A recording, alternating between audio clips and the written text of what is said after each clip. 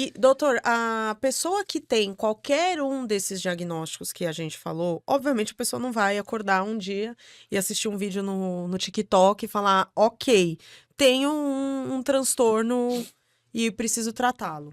Mas a pessoa que começa a perceber que ela tá com alguma questão, que ela tá com algum problema, por mais que lá na frente ela não seja efetivamente diagnosticada, qual é o primeiro passo que ela precisa dar É para um tratamento? muito boa pergunta e de utilidade pública. Eu acho assim, a gente criticou bastante sobre esses diagnósticos de internet, né? Tem teste de TDAH, teste de autismo.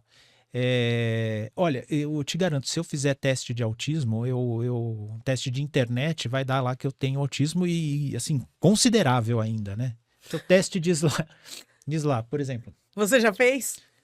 Então, uma vez colaram nesse grupo que eu te falei, com um monte de psiquiatra, colaram lá um teste, aí eu fui o primeiro a responder, eu falei, galera, gabaritei. Aí embaixo um monte, eu também. Então, porque você pega assim, por exemplo, não gosta de barulho. Meu, quem que gosta de barulho, né?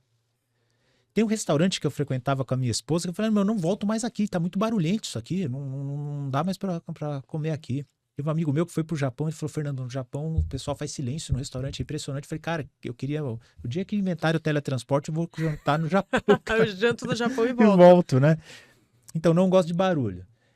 Por exemplo, não gosta de ambiente com muita gente. Mas na nossa idade, quem gosta? Isso que eu ia falar, na nossa idade, né? Eu gostava de show de rock, era divertido pra caramba. Mas, meu, quem que gosta agora de ambiente amontoado Imagina. de pessoas, né? Quando você tem que interagir socialmente, você se sente muito cansado. Repito, na nossa idade, quem não se sente cansado de ter que ficar interagindo, né? Horas e horas e horas, né? Tem gente que não, mas... Então, você vai vendo... Eu colecionei tudo, fiz o diagnóstico. TDAH, eu repito, do jeito que a gente consome informação hoje em dia, 90% das pessoas, todo mundo tem. Todo mundo tem. Isso sempre foi assim, viu, Agnes? Só que hoje piorou. Eu lembro na época que eu passei na faculdade, lá quando eu estava passando na área de psiquiatria, eu era aluno ainda, e aí um professor comentou isso. Cara, se chegar aqui para os alunos que passaram aqui na medicina da USP, lá, na primeira semana de aula, falar, quem tem problema com atenção? Metade levanta a mão. É uma coisa que a gente chama em medicina assim, altamente inespecífica, uma queixa inespecífica. Todo mundo se queixa disso, né? De dificuldade de atenção. De dificuldade de atenção, por exemplo, todo mundo que for um pouco mais introspectivo e tímido, eu garanto que faz teste de internet vai dar lá autismo. Aí não tem nada a ver com isso. Mas você não concorda comigo que a dificuldade de atenção, isso mesmo antes do celular, quando era aquele celular que mal mandava um SMS e a gente não tinha crédito para mandar, né? Sim. Se eu tô aqui com um livro, tô estudando uma matéria que eu não gosto. Eu, particularmente, sempre fui muito boa de matérias que dizem que são de humanas, né? História, geografia, ciências sociais, português. E as matérias de exatas, que era biologia, física, química, matemática, eu nunca fui muito boa. Sempre tirei boas notas, mas eu tinha que me esforçar mais. Então, se, por exemplo, eu estava estudando uma equação ali, e aí eu ficava com aquilo. Se passava uma abelha do lado, eu olhava a abelha, eu pensava, meu Deus, ela é preta e amarela, ela bate as asinhas, ela é gordinha, a asinha é pequena, ela não consegue... Nossa, como que isso é possível? E aí eu já perdi a atenção. Porque eu estava fazendo uma coisa que eu não gosto. Que não gostava, exatamente. Aí entra a questão da motivação. A questão afetiva de você conseguir manter a concentração. Que é uma coisa assim, depois que explica, fica um tanto quanto óbvio, né? O quanto a gente consegue desempenhar cognitivamente tem muito a ver com os nossos afetos, não são coisas separadas.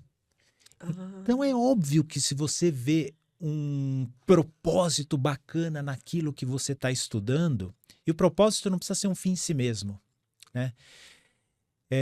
Por exemplo, poxa, eu quero músico e eu quero desenvolver uma determinada técnica. Você vai ficar horas e horas ali, mesmo que aquilo seja chato, e é chato. Fazendo a mesma coisa. Fazendo a mesma coisa. Acorde, Você acha legal? Você acha que... Você perguntar para qualquer músico, você acha legal fazer exercício? Com certeza. Se ele parar para... Não, mas por que você faz horas e horas? Né? Pega um esportista, por exemplo. Eu comecei a praticar tênis de mesa recentemente. Meu, é impressionante. A gente fica, pelo menos lá onde eu treino, a gente fica no mínimo meia hora fazendo o mesmo tipo de movimento lá. O movimento mais básico, é meia hora de treino só fazendo aquele movimento mais básico, né? Mas não é uma coisa que te dá prazer? Dá, porque eu vejo motivo naquilo, eu quero melhorar, eu quero Então você aperfeiçoar. faz. E aí você faz. Mesmo que aquilo lá seja, em essência, uma coisa chata. Porque é ficar fazendo assim, né? Você entende? Porque você vê propósito. E esse negócio é tão louco e curioso, Agnes, que até, olha que interessante isso, até do ponto de vista de lesão ortopédica, a motivação, ela influencia, o nosso psicológico influencia. Sim. Por exemplo, quantos caixa de banco, se bem que isso aí também tá acabando, né? As agências físicas. Hoje Mas é tudo digital. hoje é tudo digital, mas a gente chegou a ver muito quando tudo se resolvia dentro de uma agência, né? A gente viveu isso, né? É aquela coisa, a gente é bilíngue, né? A gente viu isso. Quantas vezes você já ouviu falar de caixa de banco que, por exemplo, está de licença do trabalho porque está com aquela lesão, né, no braço, está com dor, está com aquela... O túnel do carpo. Por exemplo, qualquer outro diagnóstico, né? Amor, como é que chama hoje em dia? Antigamente era LER, lesão por esforço repetitivo. Hoje em dia, como é que é? O pessoal simplifica por tendinites, assim. Tô com uma tendinite Tá com a... no punho, qualquer dor se resume a uma tendinite. Tendinite, né? Agora, a gente já viu bastante gente ficar afastado do trabalho por causa disso. Agora, quantos pianistas você já viu ficarem afastados do piano por causa de tendinite? Nenhum. Você não ouve dizer. E ele faz aquele mesmo esforço. Aquele e mesmo é a mesma esforço. Coisa. E quando a gente para pra pensar, dói, né? Só de fazer um pouco. Agora, você pega um pianista que está ensaiando para um concerto, está fazendo aquilo que ele ama, aquilo vai ser desafiador, consagrador para ele. Ele, de fato, acaba tendo menos dor. Olha que louco, né? Então, a motivação, os afetos, eles são muito mais poderosos do que a gente pensa. Por exemplo, questão de estudo, né? Eu nunca tive tanta motivação para estudar quanto no ano que eu não tinha passado na faculdade de medicina e eu tive a possibilidade de pegar uma bolsa no cursinho e ia ter mais um ano para tentar. E depois daquilo eu não sei o que poderia acontecer, possivelmente eu não ia ter mais condição, porque assim, eu trabalhava, brevemente minha história, trabalhava como técnico eletrônico, parei para tentar estudar para o vestibular, aquela graninha pouco que eu tinha juntado foi consumindo, né, ao longo do tempo, e aí eu consegui essa bolsa no cursinho para tentar mais uma vez, né, então eu fiz o cursinho, acabei indo para a segunda fase, mas não passei, aí eu tinha mais um ano porque eu consegui uma bolsa no cursinho, né. E eu tinha um pouquinho lá de dinheiro que poderia... Eu lembro que eu comprava com uma moeda um pão seco na padaria em frente para eu comer na hora do intervalo, né? E aí, mesmo as matérias mais chatas, eu tinha tanta motivação para estudar. Quando vinha uma ansiedade ou uma desmotivação, eu pensava assim, cara, eu não sei se eu vou conseguir passar no fim do ano. Mas a única coisa que vai me colocar mais próximo de passar é eu continuar estudando com disciplina. Uhum. Isso me dava tanta motivação que eu estudava tranquilamente tudo, a matéria mais chata que fosse possível. Eu estudava, né? Eu tinha essa pilha, né? E eu conseguia...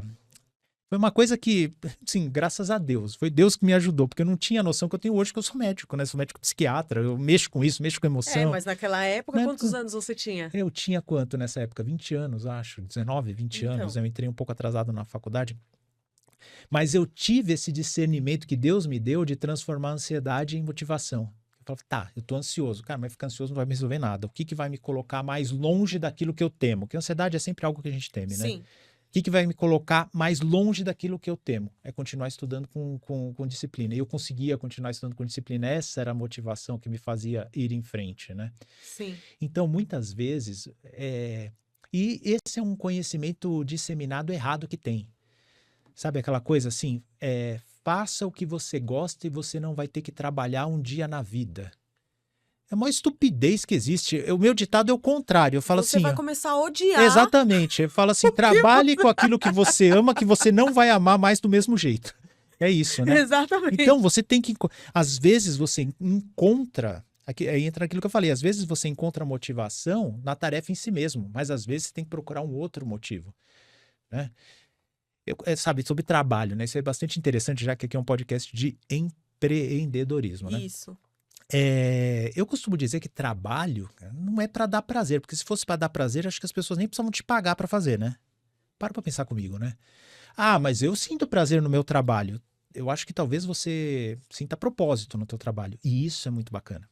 Isso é muito bacana, encontrar propósito no trabalho. E muitas vezes a gente encontra propósito no trabalho em si.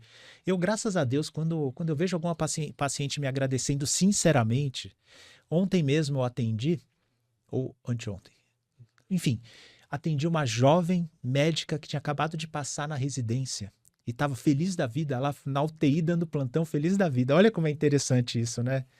Tava passando perrengue na UTI, né, dando plantão lá. E aí ela separou até um tempo na consulta, na hora do descanso dela, ela foi no conforto médico, né, que é aquele lugar onde intercaminha para o médico descansar para fazer a consulta. E eu vi ela, quando eu vi sinceridade no que ela estava me agradecendo por poder estar ali segura, ela falou: doutor, daqui eu sou que tô menos surtando. Falou assim: tá todo mundo aqui agoniado e eu sou que tô mais tranquilo aqui. Eu fiquei tão contente. É aquele momento que você encontra propósito em si, no seu trabalho, né? Mas mesmo eu que sou médico psiquiatra, não é sempre que isso acontece. Às vezes o trabalho é muito difícil, é muito burocrático, às vezes os pacientes não estão indo do jeito que você queria, às vezes o paciente está até decepcionado porque algumas doenças são difíceis de tratar mesmo. E isso te frustra? Assim, não me frustra. A questão acho que não é...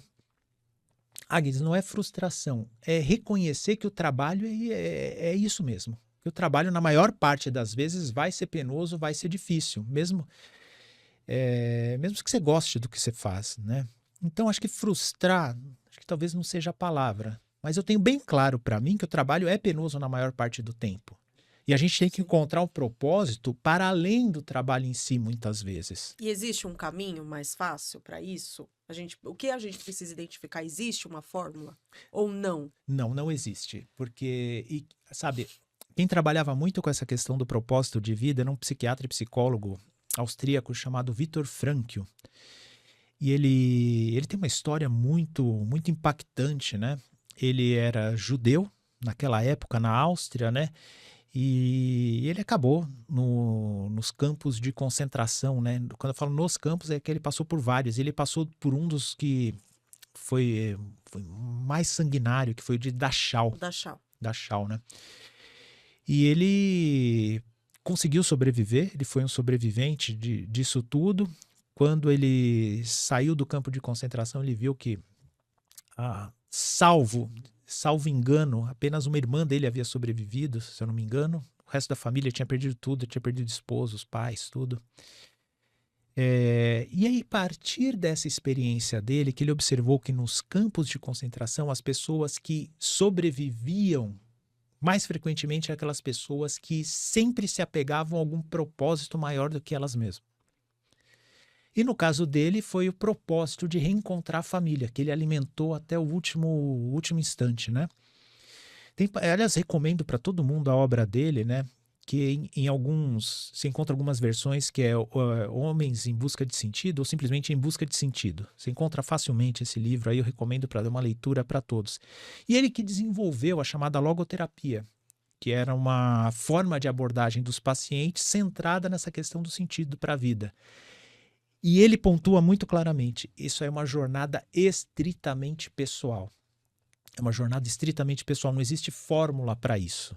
Né? Então, cada um tem que encontrar o seu propósito, porque muitas vezes você está desmotivado justamente porque você não vê propósito na sua atividade. Voltamos ao caso do pianista. O pianista vê um propósito maravilhoso no treino que ele faz 12 horas por dia apertando as teclas lá, né? Um caixa de banco que aperta as teclas do mesmo jeito, não vê o mesmo propósito de jeito nenhum. Aquilo para ele... Então, até a percepção de dor dessas pessoas, né, e de limite, vai ser diferente. Mas essa é uma jornada estritamente pessoal. Um jeito que muita gente encontra propósito no trabalho, e que é o propósito, né? O Frankl dizia que tinha algumas fontes de propósito que são bastante importantes. E uma delas é o amor. Talvez seja a principal fonte de propósito. A maioria das pessoas, sabe? Eu me considero assim uma pessoa muito abençoada por Deus, que me direcionou de modo que hoje eu tenho um trabalho, que é o trabalho que eu sonhava. E até do ponto de vista, assim, dentro desse trabalho, até a minha realização profissional, né? Hoje eu vivo, graças a Deus, eu vivo do meu consultório, atendo a partir de casa a maior parte do tempo, tenho os meus pacientes, não dependo Tive uma experiência no meu lar que meu pai perdeu o emprego com 54 anos, nunca mais conseguiu se recolocar, então eu tinha como meta de vida não depender de empresa nenhuma, né, pro meu sustento, e eu conquistei isso. Eu me considero muito afortunado, graças a Deus, com muita humildade, eu falo graças a Deus que eu consegui alcançar isso. Mas a maioria das pessoas eu sei que não consegue encontrar esse grau de realização no trabalho em si. Mas a gente tem que procurar outras fontes. E o amor é uma delas. Como assim o amor ao trabalho? Não estou falando de amor ao trabalho, estou falando de amor às pessoas, né? Eu acho que o amor, ela tem que ter um alvo muito bem definido. E o amor à família, por exemplo, poxa, esse trabalho aqui, pô, tá sendo sacrificante para mim, mas está garantido, por exemplo, a escola dos meus filhos, está garantindo a diversão deles, está garantido que eu posso suprir o necessário para eles em casa, está garantido, por exemplo, que a minha esposa tem uma vida tranquila, com meu marido, eu consigo pagar a faculdade para o meu filho, enfim. Então, é estritamente pessoal, é especial. É pessoal e especial. Mas eu acho que tem que se perder a visão romântica de que o trabalho tem que ter, o trabalho seja uma fonte de realização por si só, né? É lógico, quanto mais você encontrar propósito dentro do trabalho, melhor. Mas às vezes o trabalho é um meio para você conseguir investir naquilo que realmente importa, né?